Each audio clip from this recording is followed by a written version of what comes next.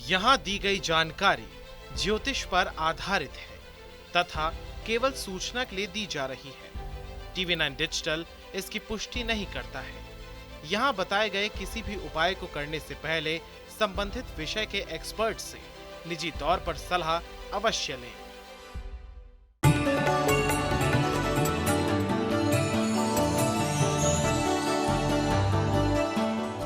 नमस्कार, astro science में आप सभी का स्वागत है। मैं हूं आपके साथ अंजलि और मेरे साथ हैं एस्ट्रो साइंटिस्ट गुरुदेव जीडी वशिष्ठ जी। सर, आपका बहुत बहुत स्वागत है। दाता खुशियां दे, सदा सुख पावना। हमारे शास्त्रों के अलावा ऐसी कई मान्यताएं हैं जो हमें होनी अनहोनी और शुभ अशुभ के बारे में बताती हैं। हम इनमें विश्वास करें या ना करें, लेकिन इनके अस्तित्व से इनकार नहीं किया जा सकता है। कुछ चीजें प्राचीन काल से ही बेहद शुभ और सकारात्मक मानी जाती हैं, जबकि कुछ चीजें उतनी ही अशुभ। इन चीजों के बारे में जानकारी होने पर आप इनके अशुभ प्रभाव से बच सकते हैं। जानिए 8 बातें जो होती हैं अशुभ या अनहोनी का संकेत। इसके साथ ही जानेंगे आज आपकी राशि का पूरे दिन का हाल भी। तो शुरुआत करते हैं कार्यक्रम की, और सबसे पहले गुरुदेव से हम जानते हैं कि अनहोनी घटना अगर घटित होती है तो उसका पहला संकेत क्या होता है। क्योंकि ऐसा कहते हैं गुरुदेव कि घर में अगर कीट, चूहे या फिर किसी जानवर का अचानक से वास हो जाए तो ये एक तरीके का अनहोनी का संकेत होता है। क्या ये सही है, और अगर ऐसा है तो फिर इससे कैसे बचा जा सकता है? ये सत्य बात है कि जब इस तरह के प्राणी, जिसे कीट पतंगे जो काटते हैं, ये हो जाए, मधुमक्खियाँ भी उनमें आती हैं, या चींटियाँ आने लगे, या छिपकली या चूहे वगैरह आने लगे, तो ये एक बार को अशुभ संकेत होते हैं। कैसे? जैसे छिपकली और चूहों का आना, ये घर के अंदर एक किसी न किसी के दिमाग में घमंडीपना डालता है, लड़ाई वाली बुद्धि डालता है, आपस में क्लेश करवाता है और सोचने समझने की शक्ति को कमज़ोर करवाता है। ये केतु से संबंधित होता है। और ऐसी अवस्था के अंदर जो हम गाय, कुत्ते, कौवे की जो सेवा करते हैं, वो तो हमें इन सारी दुर्घटनाओं से, यानी इन सारी बेकार की आने वाली मुसीबतों से बचाता ही है। इसके अलावा अगर हम कंबल वगैरह का दान करते रहें, ठीक है, जो गरीबों को किए जाते हैं, कपड़ों वगैरह का दान करते रहते हैं, तो इससे बचाव होता है। रही बात कीट पतंगों की, ये शनि की खराबी के कारण आते हैं। और ये जो आपने देखा होगा, कभी ततैया काट जाता है या कभी कोई मधुमक्खी काट जाती है, इस तरह के जब हालात होते हैं तो बहुत ज़्यादा डर ये भी होता है कि कोई जानवर भी कहीं आपको हिट ना कर दे। तो ये शनि की खराबी के कारण होता है। इसीलिए अगर इस तरह के हालात हों और चींटियाँ घर में निकलती हो, तो इंसान को सरसों के तेल का दान मुंह देख करके हर शनिवार को कर देना चाहिए। क्योंकि ये शनि देव प्रभावी होने लगे हैं, तो वो भी कोई ना कोई एक्सीडेंट, कोई ना कोई तकलीफ या धन की कमी, ये कुछ भी पैदा कर सकते हैं। और जिसको काटा गया है उसके स्वभाव में खास तौर पे एक प्रॉब्लम पैदा करते हैं कि उसमें गुस्सा, चिड़चिड़ापन और बात ना मानने की प्रवृत्ति आने लगती है। तो उस बच्चे को खास तौर पे सरसों के तेल का दान उसके लिए अनिवार्य है। और इसके साथ ही ये भी कर सकते हैं कि सरसों के तेल का दीपक शनि मंदिर में जाकर के जलाने से भी इस दुष्प्रभाव से निजात मिलती है।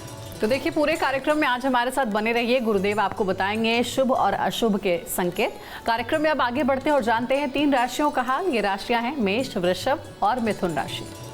तो सबसे पहले बात करते हैं मेष राशि वालों की। मेष राशि वाले वो लोग जिनके कोई कानूनी विवाद चल रहे हैं या कोई कोर्ट केसेस चल रहे हैं, इनके लिए आज का दिन शुभ है। अगर आपने कुछ भी इसके प्रति कोई लिखत पढ़त करनी हो, कुछ भी करना हो, इसके लिए बहुत बढ़िया समय है। और वैसे भी आज के दिन आपका जोश भी आपका साथ देगा, आपकी बुद्धि, आपकी प्लानिंग भी आपका साथ देगी। हर तरह से उत्तम दिन जाएगा। सिर्फ एक चांदी का चकोर टुकड़ा अपनी जेब में रख करके तब घर से निकलें। वृषभ राशि, वृषभ राशि वालों के लिए खट्टा मीठा दिन है। सुबह के वक्त में हो सकता है आलस भी रहे, भाग्य साथ ना दे, लिखाई पढ़ाई वाले बच्चों के लिए अटपटे हालात पैदा हों, या फिर आपका अपना ही मन अपने ही कामों को करने का ना हो। लेकिन जैसे जैसे दिन ढलने की तरफ जाएगा, शरीर में चुस्तीलापन, फुर्तीलापन, हर तरह से एनर्जी का साथ देना। और 3 बजे के बाद अगर आप किसी भी कार्य को करते हैं तो उसके आपको शुभ फल प्राप्त होंगे। आज के दिन मंदिर जा कर के कुछ न कुछ चढ़ा करके मीठा या फल फ्रूट, तब दिन की शुरुआत करें, पूरा दिन शुभ हो सकता है। मिथुन राशि, मिथुन राशि वालों के लिए आज का दिन पूरी तरह शुभ नहीं है, ख़ास तौर पे पढ़ने लिखने वाले बच्चों के लिए भी, काम करने वाले लोगों के लिए भी। स्वास्थ्य को लेकर के भी छोटी मोटी तकलीफ़ें या एलर्जी वगैरह आज के दिन आपको सता सकती हैं।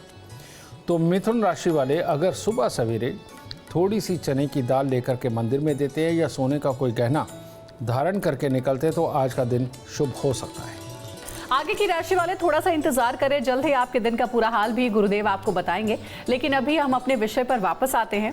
गुरुदेव, बचपन से ये हमने सुना है कि अगर कुत्ता रोता है, कुत्ते का रोना शुभ नहीं होता, यानी अशुभ संकेत की ओर इशारा करता है। कुत्ते का रोना आखिर किस अनहोनी की ओर इशारा करता है?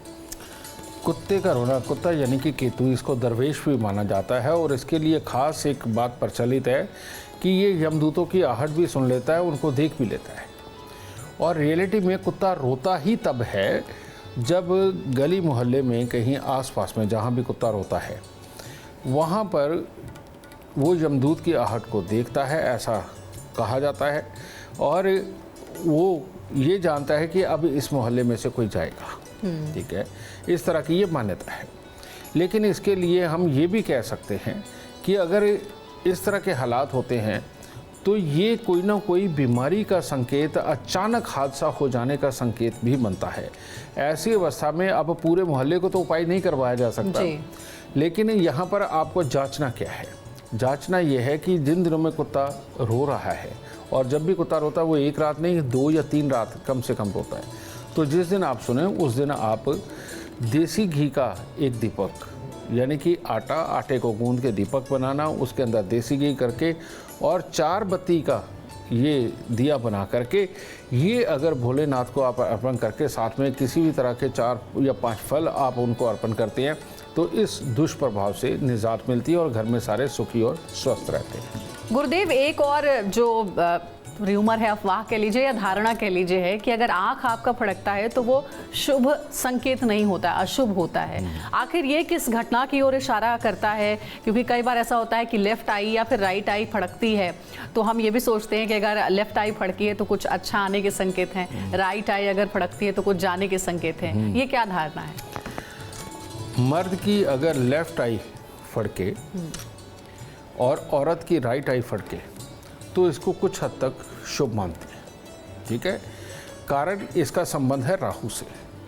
और लेफ्ट साइड में जन्म कुंडली का 6ठा घर आता है राहु का, जहाँ पर उच्च माना जाता है।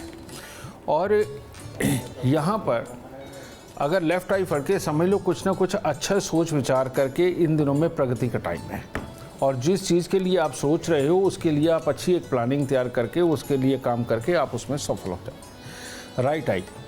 राइट आई जब फड़कती है, आप देखते हैं कि कभी भी किसी को कोई लकवा मारना हो, पैरालिसिस की शिकायत आनी हो तो उसकी पलक के ऊपर ख़ास तौर पे इम्पैक्ट आता है। ये राहु का ही खराब वाला सिस्टम है। और ऐसी अवस्था में जब राइट आई फड़कती है तो समझ लो कोई ना कोई बीमारी, कलेश या कोई ना कोई विचार ऐसे आने वाले हैं जो उपद्रव करवा सकते हैं और हालात को ख़राब कर सकते हैं। लड़ाई झगड़े या कामकाज की खराबी कुछ ना कुछ वो पैदा कर सकते हैं, इसीलिए सीधी आँख का फड़कना बुरा माना जाता है। तो ऐसी अवस्था में 1 किलो जौ उनको दूध के साथ धो करके आप अगर जल प्रवाह कर देते हो, और उतने दिन तक आपको करना चाहिए जब तक आपकी आँख फड़क रही है। अगर ये करते हो तो इस दुष्प्रभाव से आपको निजात मिलती है, स्वास्थ्य भी अच्छा रहेगा और जीवन के अंदर होने वाले कार्यों के अंदर भी कोई भी बड़ी दिक्कत नहीं आएगी और सब कुछ अच्छा चलेगा।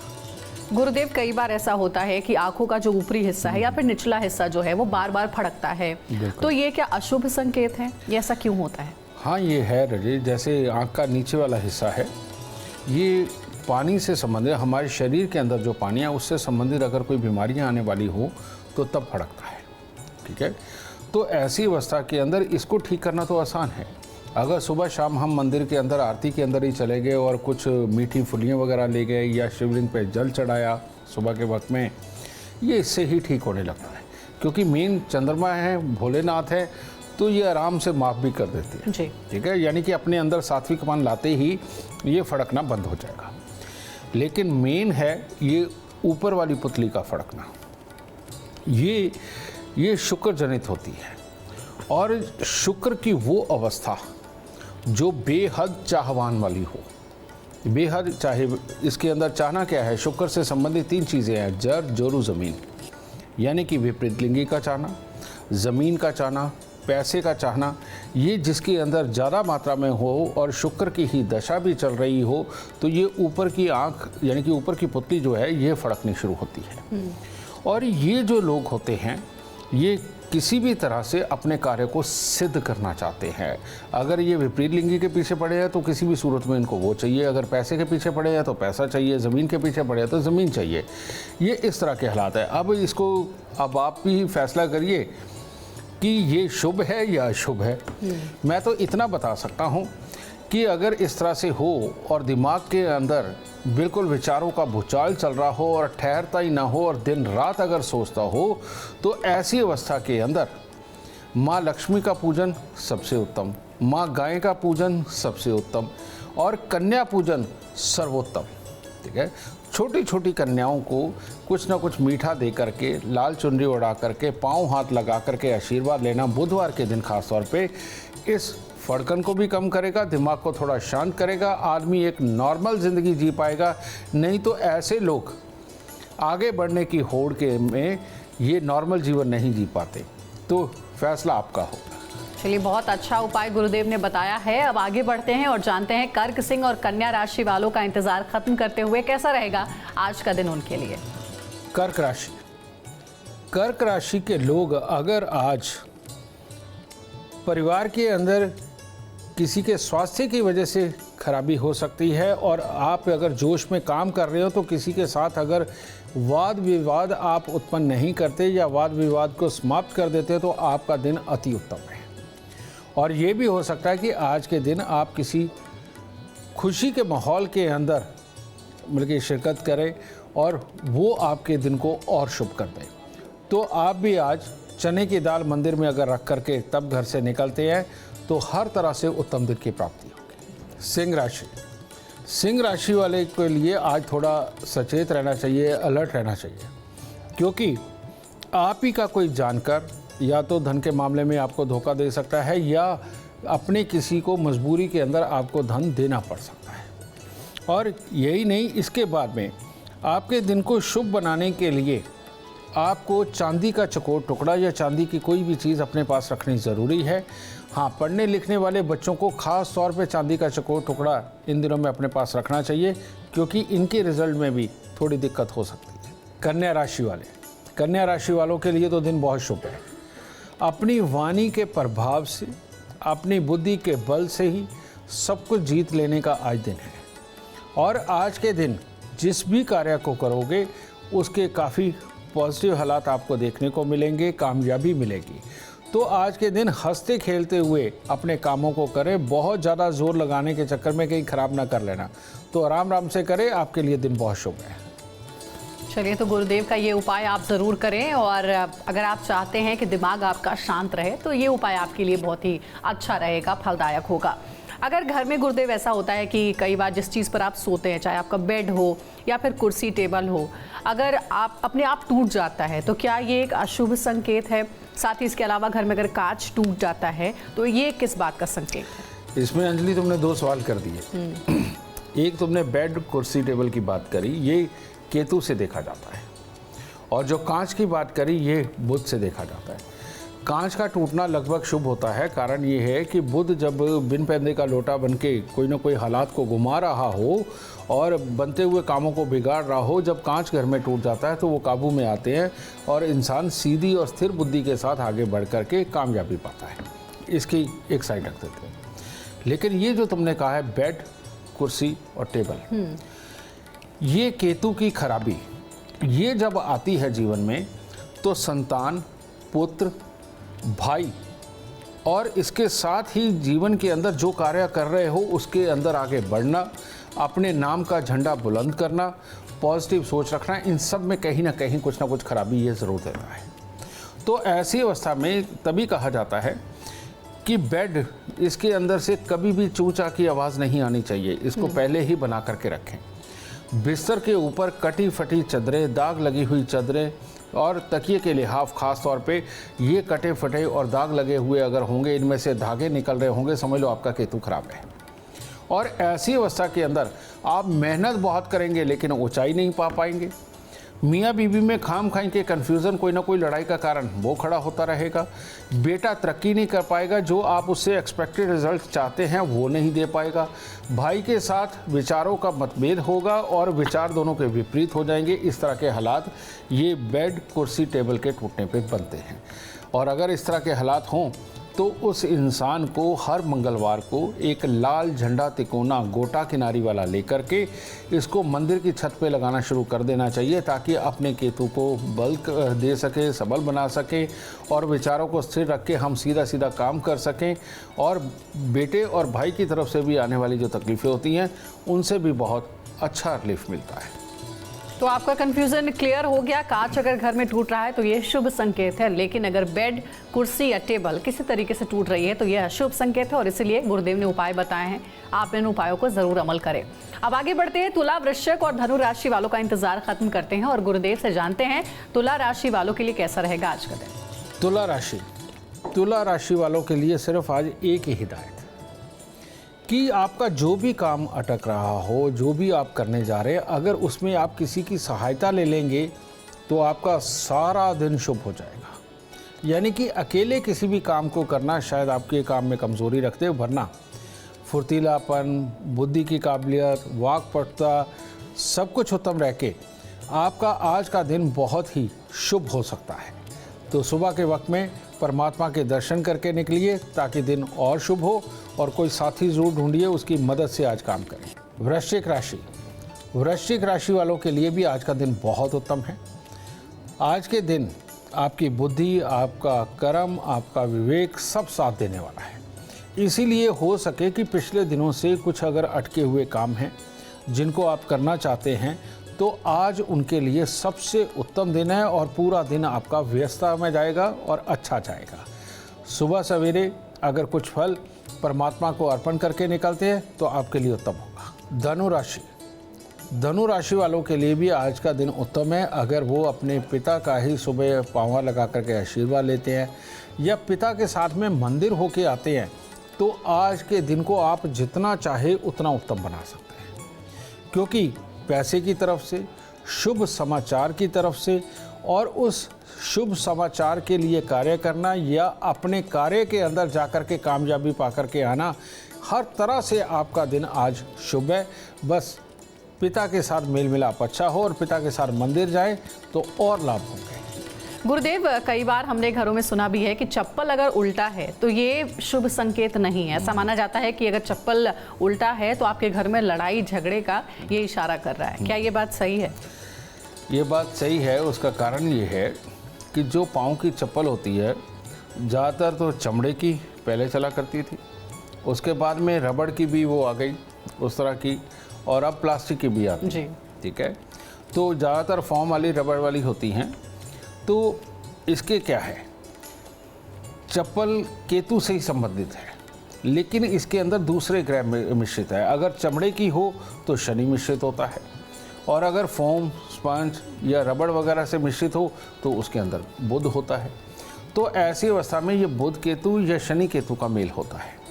तो ये जब भी उल्टी पड़ती है तो उन दिनों के अंदर ये संभावना रहती है कि कुछ ना कुछ अशुभ होगा, घर में लड़ाई झगड़ा क्लेश होगा, कोई ना कोई बुरी खबर आ सकती है, जहाँ पर यही चप्पल डाल करके हमें जाना पड़ेगा और वो संकेत कभी भी शुभ नहीं होंगे। ठीक है जी। इस तरह के हालात हैं।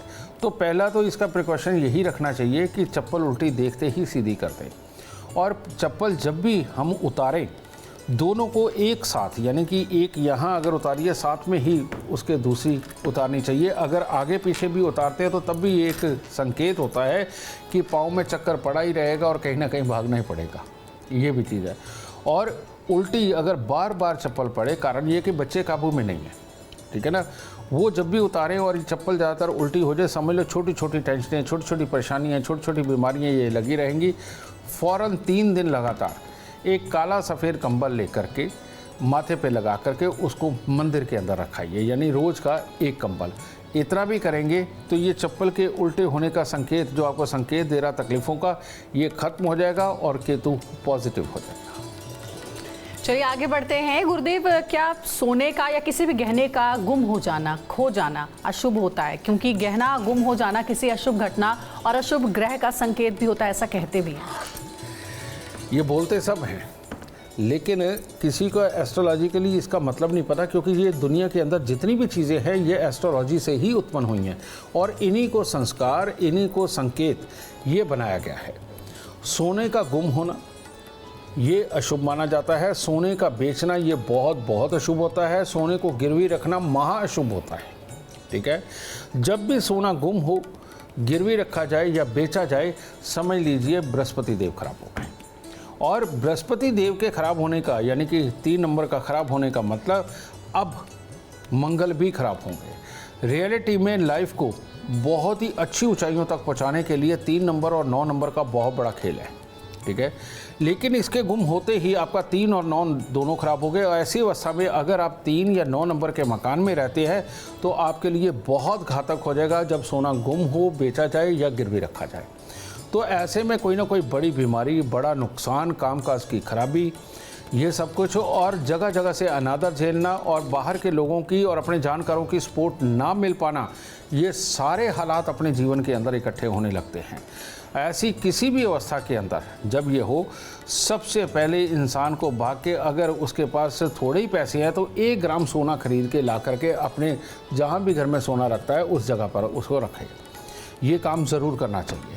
और दूसरी बात, यहाँ चावल, मिश्री और थोड़ा सा गुड़ ये हर रोज़ मंदिर में देना शुरू कर देना चाहिए और लगातार कम से कम 27 दिन देना चाहिए, ताकि ये जो इस वक्त में बुरा ग्रह आया हुआ है इसको दूर करके घर के अंदर सुख शांति और समृद्धि का वास कराया जा सके। और अब अपने स्पेशल एलिमेंट की बात करते हैं अपने आज के वास्तु उपाय की। गुरुजी, एक सवाल है कि अगर रसोई में तवा रखते हैं हम, तो रसोई में रखा हुआ तवा किस दिशा में होना चाहिए गुरुदेव? जब भी आप ज़्यादातर अग्नि कोण के अंदर आप चूल्हा रखते हो, बिल्कुल ठीक है, वहीं पर तवा भी आता है, लेकिन तवा जब गर्म होता है उस वक्त में मंगल शनि का ये मेल चला होता है, क्योंकि तवा लोहे का होता है। ये चीज़ कोई बात नहीं, मंगल शनि ज़िंदगी के अंदर नुकसान भी करते हैं और फ़ायदा भी बहुत करते हैं। और ख़ास तौर पे जिनकी कुंडलियों में मंगल शनि का इकट्ठा मेल हो और शुभ दृश्य हो, ऐसी अवस्था के अंदर उनके पास इतना धन होता है कि वो अपने धन की परवाह भी नहीं करते। ठीक है, तो ये मंगल शनि का मेल ये बेहतर है, लेकिन ये तभी तक जब तक तवा गर्म है। ठीक है, उसके बाद इन दोनों को अलग अलग कर देना चाहिए। कभी भी चूल्हे के बिल्कुल सामने की तरफ में तवा नहीं रखना चाहिए। हमेशा जहाँ चूल्हा पड़ा है उसके या तो लेफ़्ट साइड में जा कर के या उसकी राइट साइड में जा कर के तवे को रखने से शनि मंगल अलग अलग रहेंगे और एक त्रिकोण में रहेंगे, जिसके चलते हुए ये नुकसान नहीं करेंगे। इसीलिए बहुत सारे लोग क्या करते हैं, मांझ धो करके तवे को चूल्हे के ऊपर ही रख करके छोड़ देते हैं। ये शुभ संकेत नहीं है बेटा, ये अच्छा नहीं है। तवा जब भी आप मांझे धोएं उसके बाद उसको उल्टा करके गंगे या तो राइट साइड में रखें या लेफ़्ट साइड में रखें। तो राइट और लेफ़्ट में जाने से आपके या तो दक्षिण में वो स्थापित हो जाएगा और या फिर जा कर के उत्तर में स्थापित होगा, और ये दोनों ही स्थान शनि के लिए बहुत बुरे नहीं हैं। चलिए, तो ये वास्तु उपाय ज़रूर आप अपने किचन में करें। जब भी आप तवा रखें तो सोचें कि कैसे रखना है और किधर रखना है, जो गुरुदेव ने बताया है। अच्छा गुरुदेव, एक और सवाल है। लोगों की आदत होती है हर वक्त अपनी उंगलियों को चटकाने की, लेकिन ये आदत क्या शुभ नहीं मानी जाती है? ऐसा नहीं करना चाहिए, और ये किस बात के संकेत हैं? जब भी उंगली कोई चटकाता है, या तो वो खाली दिमाग होता है या बहुत ज़्यादा भरे हुए दिमाग वाले जो हर वक्त सोच रहे हैं, वो बैठे बैठे कुछ ना कुछ इस तरह से कर देते हैं। अब अवस्था क्या है, उंगली चटकाना इसलिए अशुभ माना जाता है कि जिनका खाली दिमाग और बैठे बैठे खेल में ये करते रहते हैं, वो मजाकिया हो जाते हैं और उनको कुछ ना कुछ बात बोलने को चाहिए, करने को चाहिए। तो ऐसी अवस्था में ज़िंदगी की ज़रूरी चीज़ों को ना सोचने की आदत ही उनके लिए घातक होती चली जाती है। और जैसे हम इन जोड़ों को चटकाते रहते हैं, शनि और केतु को मिलाते रहते हैं, इसको प्रबल करते रहते हैं, विचार आते रहते हैं, और वो विचार मखौलिया यानी कि हंसी मजाक वाले में लेके आके जाता है। तो ये जो मखौलिया लोग हैं, इनके लिए तो उंगलियां चटकाना बहुत ख़तरनाक है। ठीक है, क्योंकि इनको चटकाने की जगह अगर इनकी हल्की हल्की मसाज करते हुए इन जितने उंगलियों के जोड़ हैं, इनकी हल्की हल्की मसाज करते हुए अगर आप अपने काम की बातों के बारे में सोचेंगे तो आप देखेंगे कि आपकी बुद्धि बहुत दूर तक सोच पा रही है और नए नए आइडिया ला रही है। ठीक है, तो इसलिए चटकाने के बजाय ये अगर मसाज की जाए ये ज़्यादा उत्तम है। अब दूसरी तरह के जो बहुत सोचते हुए इसको चटका रहे होते हैं, वहाँ पर भी शनि और केतु के अंदर विघ्न जाता है, जिसके चलते ज़रूरी जो आप डिसीज़न लेना चाहते हैं, किसी तर्क पे पहुँचना चाहते हैं, किसी प्लान पे पहुँचना चाहते हैं, उसमें बाधा बनती है। तो इसीलिए इन लोगों को भी एक ही चीज़ करनी चाहिए कि अपनी उंगली के ये जितने जोड़ हैं इनकी हल्की हल्की मसाज करते हुए हल्का हल्का सोचते रहें, तो उनके लिए ज़्यादा उत्तम होगा बजाय चटकाने के। चलिए, ये उपाय ज़रूर आप याद रखें। आगे बढ़ते हैं। गुरुदेव, घर में कई बार अगर कोई इलेक्ट्रॉनिक का सामान रखा हुआ है और वो ख़राब है, तो क्या अशुभ ग्रहों और अशुभ घटना की ओर ये संकेत करता है? ये तो बहुत ही अशुभ है। मेरे आप जितने पुराने एपिसोड देखेंगे उसके अंदर ख़ास तौर पे मैं एक बात बोला करता था कि बंद घड़ियाँ, खोटे सिक्के, ख़राब इलेक्ट्रॉनिक सामान ये घर में कभी नहीं होने चाहिए। और इसका तर्क क्या है? ये राहु की वस्तु है। जब भी हम कोई भी इलेक्ट्रॉनिक सामान घर में लाते हैं तो उसके अंदर जो सोल्डरिंग करते हैं, जिससे कि चिपकाया जाता है, उसके अंदर रांगा होता है और रांगा राहु की धातु मानी जाती है और उसमें से जो ऊर्जा निकलती है वो ऑक्सीजन की दुश्मन है। और ये ऑक्सीजन की दुश्मन होने के कारण यहाँ पर राहु और बृहस्पति की लड़ाई हो जाती है, जिसके कारण कि गुस्सा, चिड़चिड़ापन, विचारों का स्थिर ना रहना, याद ना रह पाना और एलर्जीज टाइप होना, जैसे ज़ुकाम, डस्ट एलर्जी या और स्किन की कोई एलर्जियाँ, ये सब कुछ होने लगती हैं। जिन जातकों के भी बिस्तर के अंदर ख़ास तौर पे, यानी कहने का मतलब बेड के बॉक्स के अंदर ये ख़राब इलेक्ट्रॉनिक सामान, बंद घड़ियाँ हों, खोटे सिक्के हों, ख़राब इलेक्ट्रॉनिक सामान हो, या किसी ने सामान आपको गिफ्ट दे रखा है, उसकी आज आपको ज़रूरत नहीं थी, आपने अंदर रख दिया है, ये लोग कभी भी दिमाग से शांत नहीं रह सकते। धैर्य कमज़ोर होगा, एलर्जियाँ होंगी, कोई ना कोई दवाई इनको खानी पड़ेगी और जो एक स्थिर बुद्धि के साथ बिल्कुल पार जाना चाहिए वो नहीं होगा, विचारों के मतभेद होंगे। इसीलिए अपने घर के अंदर कभी भी बंद घड़ियाँ, खोटे सिक्के, खराब इलेक्ट्रॉनिक सामान बिल्कुल नहीं रखना चाहिए। और ये रखते रखते अगर आपके साथ में ये चीज़ हो ही चुकी है तो सबसे उत्तम है रोज़ सुबह पानी का एक लोटा या गिलास लें, उसमें थोड़ा सा दूध डालें और 4 दाने चीनी के डाल के जाके बरगद के पेड़ पे चढ़ा के गीली मिट्टी का तिलक लगाना शुरू करें। देखिए इसका दुष्प्रभाव हट जाएगा और बिल्कुल स्थिर, अच्छी और बुद्धि वाली ज़िंदगी चलनी शुरू हो जाएगी। और अब जानते हैं मकर, कुंभ और मीन राशि वालों के लिए कैसा रहेगा आज का दिन। मकर राशि वालों के लिए आज का दिन जिम्मेवारियां निभाने का दिन है। बच्चों के लिए, भाई बहन के लिए, अपने परिवार के लिए, अपने यार दोस्तों के लिए हो सकता है कि उनके लिए दिन का काफ़ी समय आपको उनके लिए नाम लगाना पड़े, उनके लिए काम करना पड़े।